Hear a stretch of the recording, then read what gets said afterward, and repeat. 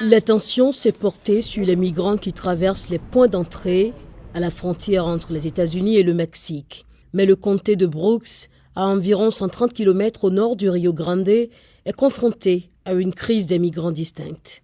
De 2012 à 2019, il a enregistré plus de décès de migrants que tout autre comté du sud du Texas, ce qui lui a valu le nom de champ de la mort, selon un rapport publié en 2020 par le Strauss Center de l'Université du Texas. Les migrants qui entrent aux États-Unis sans être repérés utilisent souvent le comté de Brooks comme un couloir vers leur prochaine destination. Pour éviter le poste de contrôle de la patrouille frontalière près de Falfurrias, la plus grande ville du comté de Brooks, ils marchent pendant des jours à travers des ranchs privés isolés. Certains meurent d'épuisement par la chaleur, de déshydratation ou d'hypothermie. L'année dernière, nous avons trouvé au total environ 5 corps ou restes. Certains étaient récents, d'autres étaient là depuis longtemps. Le sol est sablonneux. Les températures atteignent souvent 38 degrés Celsius et plus. Les points de repère sont rares et il est facile pour les migrants de se perdre ou de tourner en rond. M. Cervantes explique que ceux qui sont retrouvés vivants reçoivent de l'aide et sont remis aux autorités de la patrouille frontalière.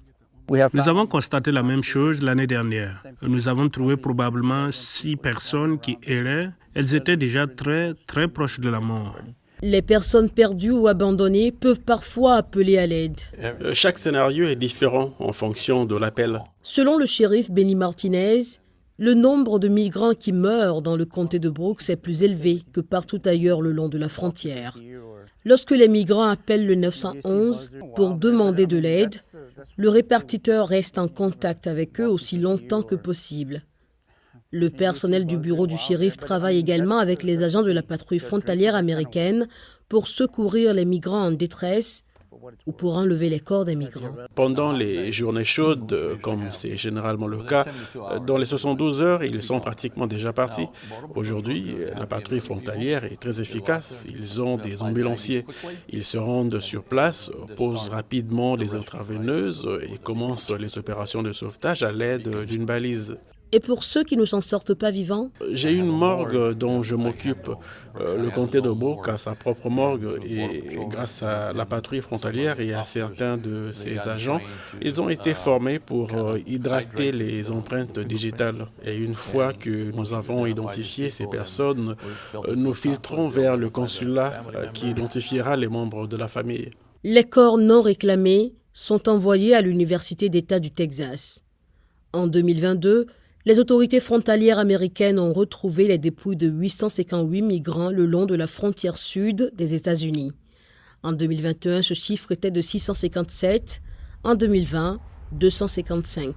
Mais les défenseurs des migrants estiment que ces chiffres sont trop bas. Eduardo Canales, directeur du Centre des droits de l'homme du sud du Texas à Falfurrias, une organisation à but non lucratif qui gère un programme de recherche des personnes disparues, affirme que plus de 200 corps ont été découverts au cours des 2 dernières années dans le seul comté de Brooks.